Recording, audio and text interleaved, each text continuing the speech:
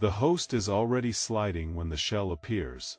Its body scrapes across the slanted floor of the pressure capsule, carried sideways by the tilt. Loose debris slides beside it. Amber warning light flashes across curved glass panels. Ahead, the pressure wall closes with slow mechanical certainty, and the host has no grip strong enough to stop itself. Then the pale shell drops. It folds around the host, like a living half-cage, smooth on the outside, wet and soft inside. It has no face, no limbs, no eyes, and no mouth. From a distance it looks like armor arriving at the last possible second. The pressure wall hits, the shell takes the force, the host survives. For a moment, the scene looks like rescue. The host trembles inside the curved shell, still alive because the parasite blocked the crush. Amber light slides across the pale outer surface. Debris strikes the shell and falls away. The shell does not bite, it does not tear. It does not open any mouth. But the inside is not smooth. Round wet organ sockets line the inner surface. As the shell holds the host still, the sockets swell toward the host's side. They press into the living surface slowly, almost gently, as if the protection requires a perfect fit. The capsule tilts again, the host and shell slide together across the floor.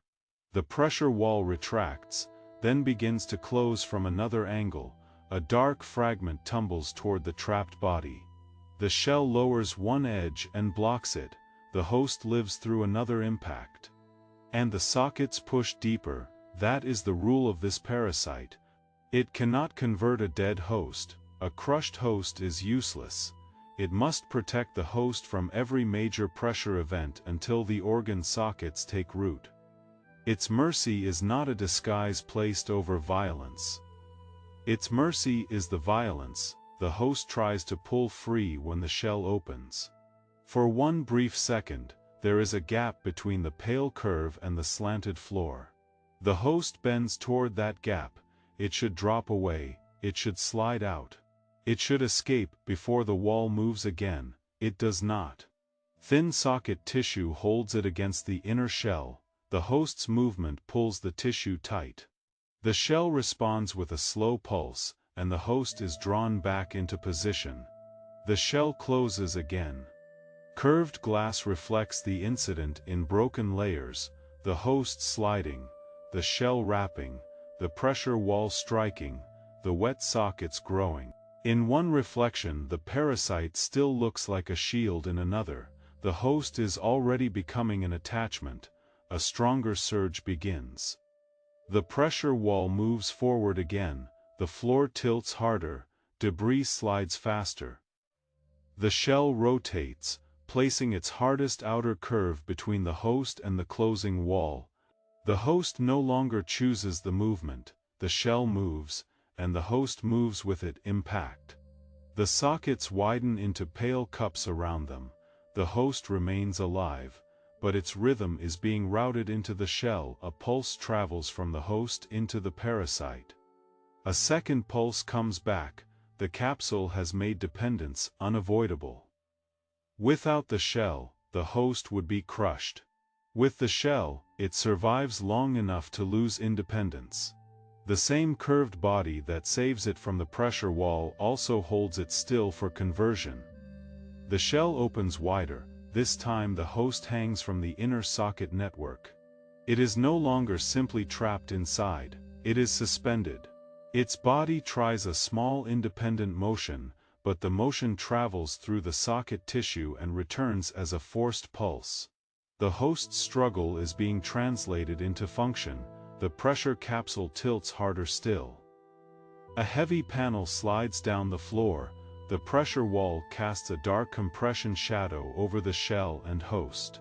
The parasite drags the host away from the worst line of impact, but the host no longer pulls itself, it is carried. The rescue is real, the captivity is real. The sockets deepen again, the host's side folds into the wet cups, the cups seal around it without tearing, without blood, without any careless wound. The transformation is quiet enough to look like healing. That is what makes it worse. The parasite does not damage the host badly, because damage would ruin the organ it is building. The final pressure surge begins. Amber light flashes across the shell, the host, the socket tissue, and the approaching wall. This time, the shell does not wrap fully around the host. It does not need to. The host is no longer centered inside the protective half-cage. It is mounted along the shell's outer side, connected by sealed socket channels. The wall strikes, the shell holds, the host beats, the pressure passes through the outer curve and into the new organ node. The host survives again, but survival no longer means escape, it means function inside another body. When the wall retracts, the capsule quiets, debris settles on the slanted floor. The amber light dims, the curved glass shows the final shape, a pale shell parasite resting against the lower wall with the saved host fused to one side like a living external organ. The shell opens slightly. Inside, the sockets are empty now, they fold back into pale tissue. Their work has moved outward, the host is no longer a body inside the shell. It is an organ on the shell, the host remains alive. That is the tragedy, it was not crushed, it was not killed. It was protected from every major impact. The parasite succeeded at rescue more completely than any predator should. The host still pulses.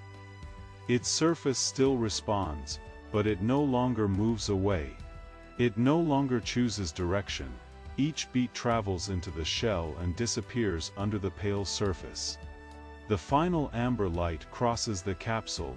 It touches the inactive pressure wall, the stopped debris, the smooth outer shell, and the host node attached to it. The whole incident is readable at once. Danger forced protection, protection forced contact, contact became socket growth became dependence, and dependence became anatomy. The mercy shell remains still, the host beats once on its side. Not as prey escaping, not as a victim dying, a living part of the parasite that saved it.